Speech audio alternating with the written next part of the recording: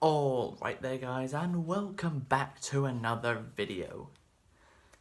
Today we're covering Season 2 of the animated Harley Quinn show.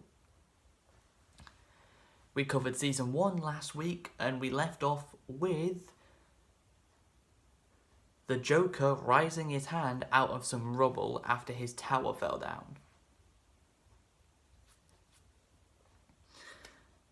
So we begin at Season 2 with the President of the United States telling Commissioner Gordon that Gotham City is no longer part of the United States due to the state it is in because of what Harley did to it in helping destroy the Joker's tower and then Gotham City itself. So, the remaining villains, the Penguin, the Riddler, Bane, Clayface, Mr. Freeze, and Two-Face, create their own team called the Injustice League.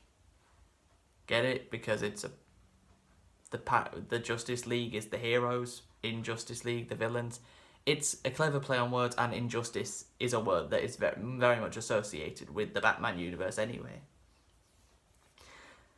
So the five of them have their own sectors of the new Gotham City. Yes, that's what they're calling it. New Gotham City. They have their own. They each have a sector of the city that they control and can do whatever they want with. And Harley was being told, why don't you take over Gotham now when you've got the chance? She doesn't, and then this on and that happens, so she has to go and take all the villains of the Injustice League down one by one. Starting off with the Riddler. Actually, no, she doesn't start off with the Riddler. She starts off with the Penguin. The way she's able to infiltrate the Penguin isn't exactly her idea. She ends up getting frozen by Mr. Freeze's freeze gun. She's able to be broken out thanks to her team. And she bites the Penguin's nose off. Yeah, as I said in last week's video, this show is extremely brutal. This show does not shy away from anything. It is extremely brutal. She bites the Penguin's nose off, and then she ends up shoving a piece of glass through his throat and up his neck. Extremely brutal, and she kills the Penguin. She then captures the Riddler and forces him to run on. Basically, you know how the hamsters have wheels they run on? Yeah, that thing. Because the Riddler actually had his own university where he was making people do that. It just so happens the tour guide of that university is Barbara Gordon, Commissioner Gordon's daughter. Who that very night decides she needs to become Batgirl. And that is exactly what she does.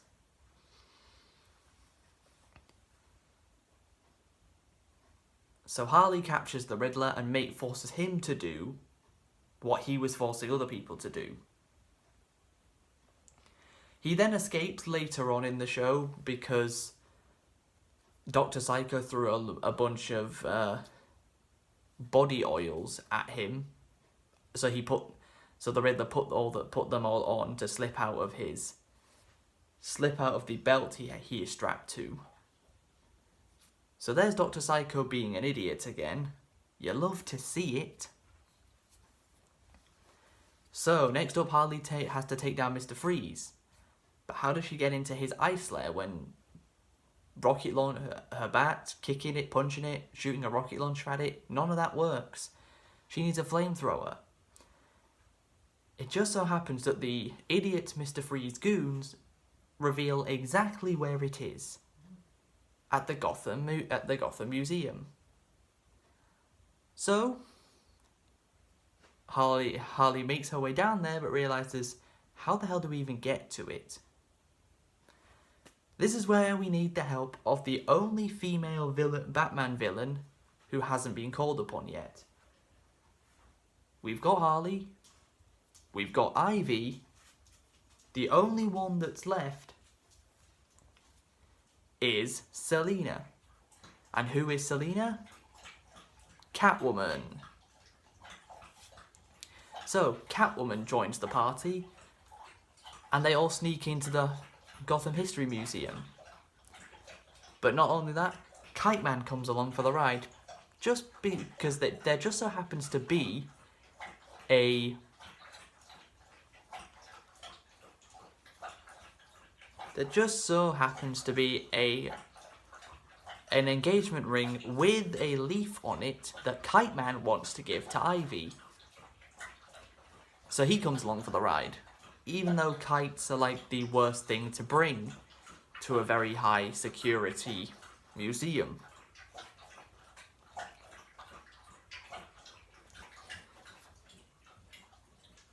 So they manage to just about secure the flamethrower.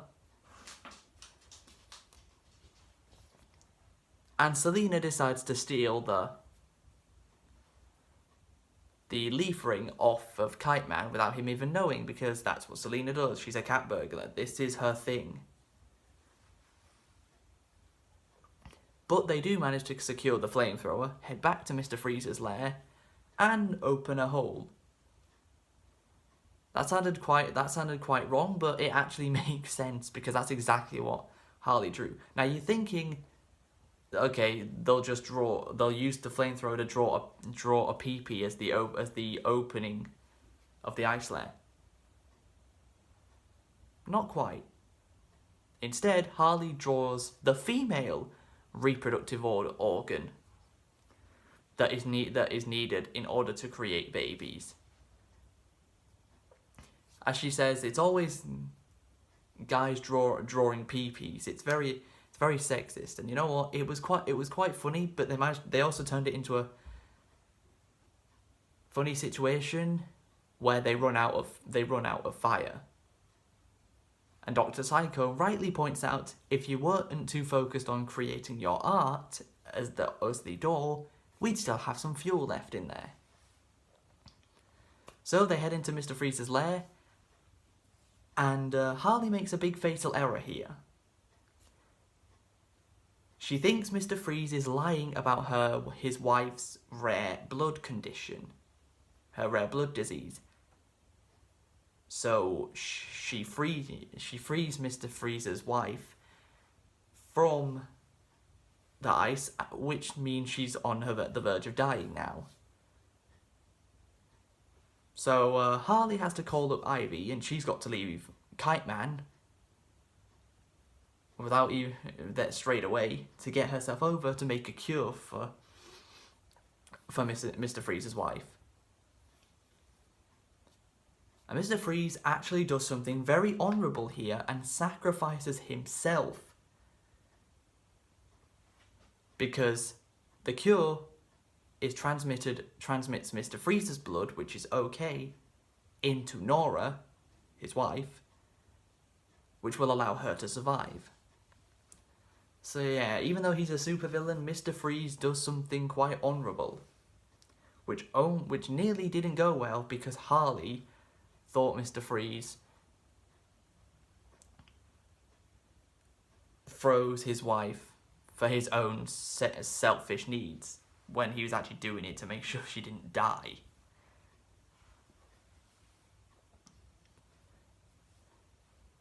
So that's 3 down, 2 to go. All that's left are Bane and Two-Face. And the first person that actually tries to take them down is Batman. We hadn't seen Batman after he saved Harley and Ivy in the Joker's tower.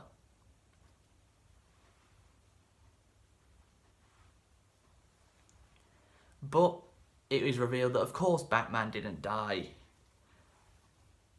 You really thought Batman was going to die? Of course he wasn't.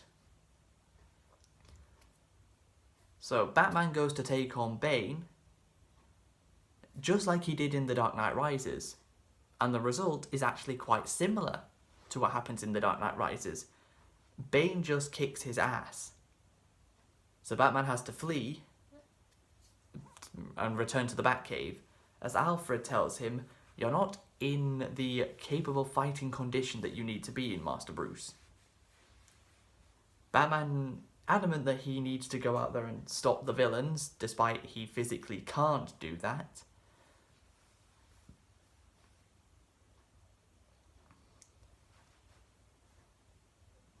And then Harley and Ivy get arrested by Two-Face, because Two-Face now owns the cops. Because it just so happened that the GCPD police station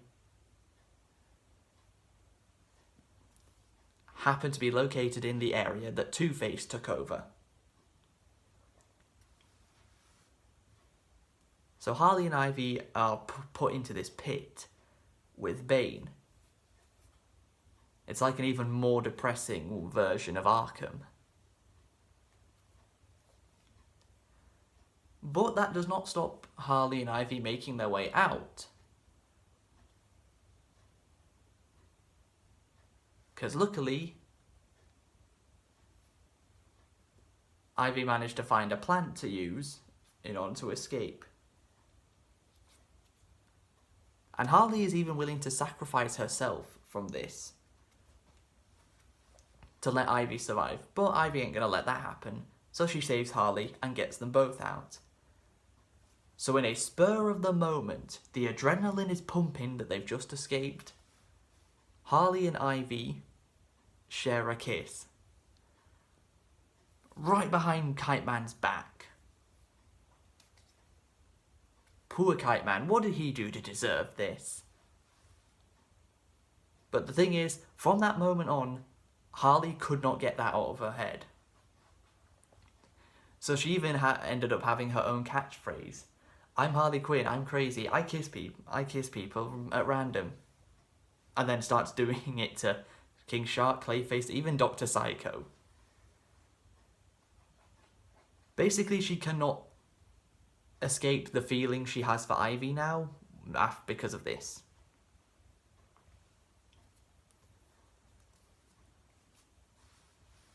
And for the rest of the season, those feelings just do not go away for her. She says she's happy to see Ivy get married to Kite Man, but deep down, she isn't happy at all. She wants to be the one with Ivy, not Kite Man.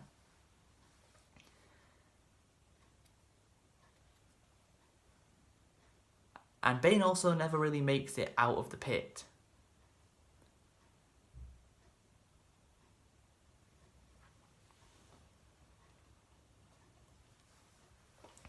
And good old Mr. Jim Gordon, who's a damn good cop, finally, him and Batgirl managed to take down Two-Face and put him back in Arkham Asylum.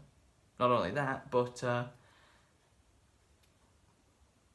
Gordon goes on a rampaging badass, turns into a rampaging badass and just takes down every single one of Two-Face's goons before finally putting Two-Face back in Arkham Asylum, of which Harley ends up there too.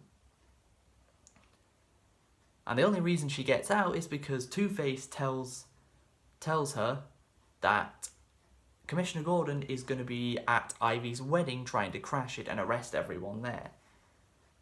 The only reason he knows that is because Jim literally told him in Arkham Asylum. So Harley escapes Arkham Asylum, again, just like she did at the start of the show, bolts it over to Ivy's wedding, because she can't escape the feelings she has for Ivy, as the two of them even went to a bachelorette party, and they also invited Catwoman, Mr. Freeze's wife, and some woman called Jennifer.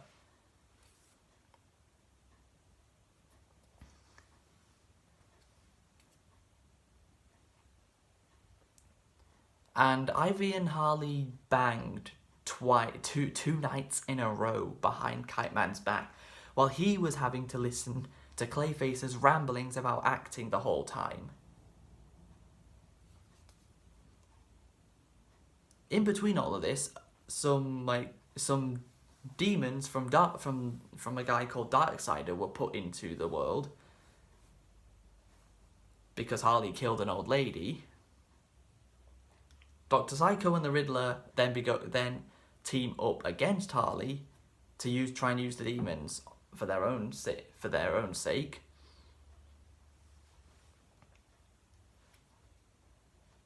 And Dr. Psycho also reveals to the entire city of Gotham what Harley and Ivy were doing on their bachelorette party after they got drunk.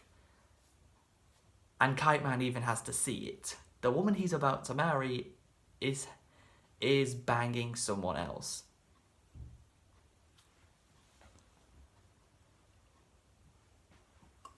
So yeah, not the best situation Kite Man is in right now.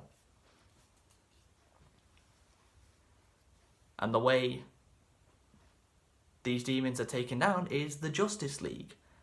But you're thinking, hang on, weren't they trapped in the Queen of Fables book in the previous season? Yes, well, Harley gets them out. How? Because the Joker.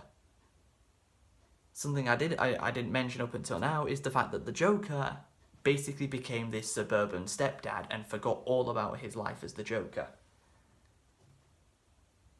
But Harley and Ivy recognise him as the Joker straight away, even though he looks nothing like him. So Harley tries to do a lot of convincing to the Joker to make him remember who he is, and the number one thing that works is Harley pushes the Joker into the very same acid he encouraged her to jump into that made her Harley Quinn. And it works.